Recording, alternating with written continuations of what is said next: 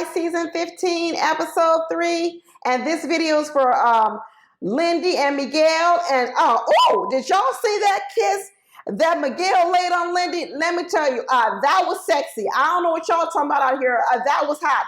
I love a man that be grabbing your face like this and pulls you in and kisses you strong and passionately. Miguel was bringing the heat. He was bringing the sexy, and I was here for it. So if y'all are new to my channel, just let you know I do separate videos on each couple. At the end of each video, you can see here, there'll be a link above my head. You can click on it and see the video from the other couple. But right now, we talking about Miguel and Lindy. I know last week I said these was gonna be the two crazies, and they was just gonna be crazy. I didn't think it was gonna work out, all this other kind of stuff. But you know, as I'm getting to know these couples more and more, I'm really getting into them. I'm really getting invested. I'm really rooting for them.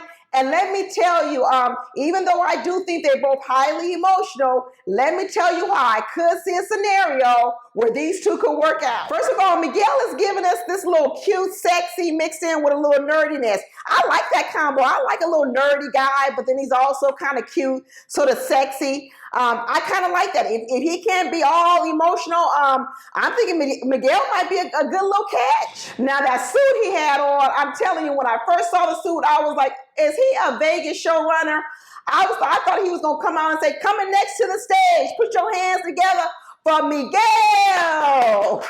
I mean, that suit was like a Vegas showrunner. It was definitely a flashy. But that says he likes to be seen. He definitely likes to be seen. He said that in previous relationship, he was kind of clingy and kind of needy. And let me tell you, I think that might play well with Lindy. I think she might need a clingy, needy guy, because I think Lindy admitted to suffering from some insecurity, and her anxiety is wrapped around being insecure. And if a guy can be clingy and needy and always constantly show her that he needs her and he wants her, it might settle her down and she might not be as crazy as we think. I still think she got some neuroticism in her, because even her friends were like, ooh, goodness, she can go off the handle. She can be going off and overthink things. But when I was really listening to them really closely, they were saying she really overthinks things. She's always asking her questions like, oh, why did he say that? What does the guy think? And really what it started to sound like was that she was insecure and she was unsure of some things. And she really wanted to maybe impress people or really want people to like her. And because she's a little bit awkward, she's always trying to figure out how can people accept her. And that might make her come off a little bit like neurotic and over emotional, because she's overthinking. She's, has too much anxiety. We're like, girl, calm down.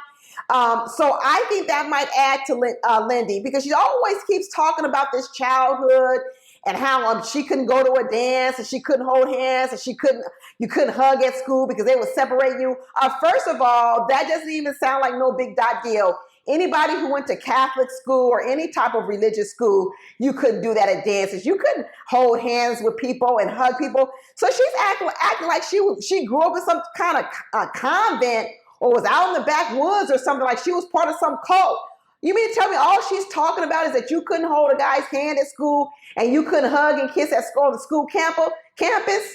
That's a lot of schools. So here I think she's over exaggerating maybe how sheltered she was. I don't know what kind of schools people go to, but what kind of stuff was y'all doing in high school and junior high? It doesn't sound like she wasn't that sheltered. I know she ain't never been in no wedding before, because during the whole wedding, she was doing things out of turn. When the pastor or the officiant was like, oh, now take his hand, she was about to take the hands of the officiant. Like, girl, you don't know what this part is that we in the wedding ceremony? She was saying I do before she should say I do. I was like, has this girl been in any weddings? But Miguel, he keeps talking about he's a serial monogamous and he has all these relationships, 2 years, 3 years, and 6 years. And then he started telling the story about how he's no longer a scientist, because, he got a PhD in neuroscience. Now, all of a sudden, he says he's a drug dealer. Ha, ha, ha. Basically, he sells pharmaceuticals and does medical writing for pharmaceutical companies. But he basically chucked his whole neuroscience degree. He might be using it a little bit, but he said he chucked being a scientist. This is starting to show a pattern with Miguel, that he starts stuff and don't finish it. Because who the heck goes all the way through school through a PhD level, then all of a sudden decides they don't even want to use the PhD degree in which they got, and they go off and do something different. I don't know if he necessarily needs a PhD to be a medical writer or a pharmaceutical salesperson. And then he talks about how he gets in these relationships, he stays in them, then he chucks those too. Does Miguel get bored? Is that why he's all into Dungeons and Dragons and this fantasy world, because the real world gets too bored for him? He gets ADD in the real world and he needs to move on to something different. Is that what's going on with Miguel? Does he leave jobs? Does he leave jobs? Does he leave women? Does he leave the real world to go a fantasy world? That might be what is going on with Miguel. If that's the case, Lindy might be good for him, because she gonna keep him guessing. Because if she is as neurotic as she says, and even her friends say, he gonna need that neuroscience, neurology degree to try to figure her out. She might just be able to keep his attention, because she is not gonna be predictable. His friend said he can bring calm to chaos. Well, he might need to be that. Can he be the balance that Lindy is gonna need? Can he bring the calm to her chaos and then not be so overwhelmed when she is chaotic? He might actually find it fun and exciting of how neurotic she is. You've seen them couples with men love the craziness in a woman. Miguel just might love the craziness in Lindy. He may not really want to calm her down. Lindy, I know she wears her emotions outwardly. As soon as she saw him, she went up and gave him a hug. She was talking about the kind of guy that she wants. She was saying she doesn't want a man that stifles her womanhood. I was like, stifles your womanhood? At first I was like, what's she talking about?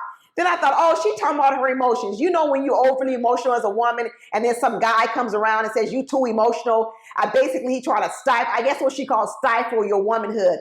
It's still the same old stuff. People telling her she's too emotional, calm down. And she doesn't want a man to tell her that. She wants to be able to just fly off at the handle, be full of emotion, and he accepts that.